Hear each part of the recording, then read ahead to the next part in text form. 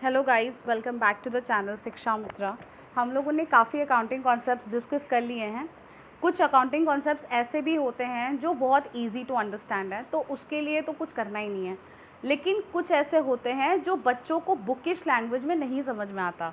जो आपकी बुक में लिखा हुआ है वो इतना ईजी अंडरस्टैंडेबल नहीं होता, ठीक है। तो उसमें से एक कॉन्सेप्ट है ऑब्जेक्टिविटी कॉन्सेप्ट। अब बच्चे पूछते हैं कि ऑब्जेक्टिविटी कॉन्सेप्ट क्या होता है मैम। तो ऑब्जेक्टिविटी कॉन्सेप्ट, मैंने हमेशा ये चीज़ बोली है कि जब भी अकाउंटेंसी पढ़ो, बिजनेस पढ़ो, हमारा जो कॉमर्स का लैंग्वेज है वो काफ़ी आसान होता है। बस आपको वर्ड्स को समझना है, ठीक है। Same with this concept, word क्या है? Objectivity concept. ऑब्जेक्टिविटी में ही एक वर्ड आ रहा है ऑब्जेक्टिव। तो हमारे कॉमर्स के लैंग्वेज में ऑब्जेक्टिव क्या होता है? ऑब्जेक्टिव मीन्स गोल, एक स्पेसिफिक गोल जो कोई भी बिजनेसमैन सेट करता है अपने बिजनेस स्टार्ट करने से पहले, ठीक है, या फिर स्टार्ट करने के दौरान, ठीक है। तो अब क्या ऑब्जेक्टिव होता है? हमारा प्रॉफिट मैक्सिमाइजेशन होता है, हमें प्रोग्रेस करना है, हमें फाइनेंशियली और अच्छा बनना है, हमें फाइनेंशियल प्रोग्रेस करना है। ये सारे हमारे ऑब्जेक्टिव्स होते हैं, ठीक है।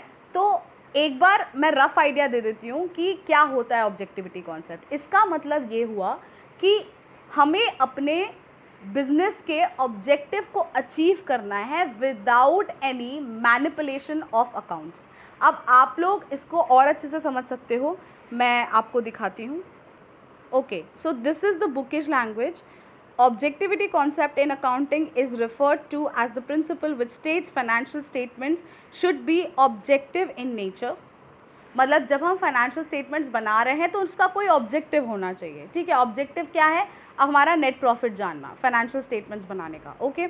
In other words, financial information should be unbiased and free from any kind of internal and external influence, ठीक है। तो इसका मतलब क्या समझे? इसका मतलब ये हुआ कि कोई भी इन्फ्लुएंस नहीं होना चाहिए अकाउंट्स में। जो रियलिटी है वही लिखना है हमें अकाउंट्स में। अगर कोई भी इन्फ्लुएंस हुआ, इंटरनल हो या एक्सटर्नल हो, तो हमारे अकाउंट्स में फ़र्क पड़ेगा, ठीक है। तो ये कैसे फ़र्क पड़ेगा, इसको ज़रा थोड़ा अच्छे से समझ लेते हैं।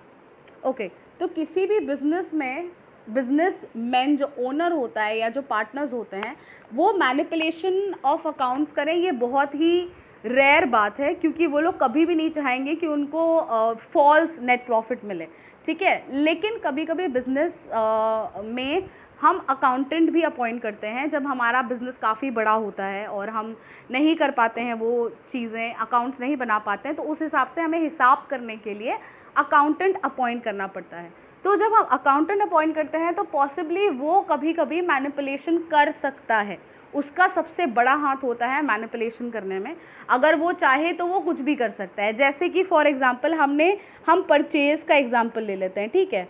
परचेज़ में क्या हुआ कि हमने एक्चुअल में लिया है 1,00,000 का, एक्चुअल अमाउंट जो है हमारा 1,00,000 की मशीनरी हमने ली है, जो हमारे रिसिप्ट में लिखा है, ठीक है। हमारे कैश मेमो में लिखा हुआ है साफ कि 1,00,000 की हमने मशीनरी खरीदी है। भाई अब बिजनेसमैन के पास इतना सारा काम होता है, वो नहीं याद रखते हैं सारी चीज़ें, तो वो लोग अकाउंट्स बनाते हैं। अब अकाउंट्स में क्या हुआ कि जो अकाउंटेंट है उसने क्या लिख दिया, 1,20,000।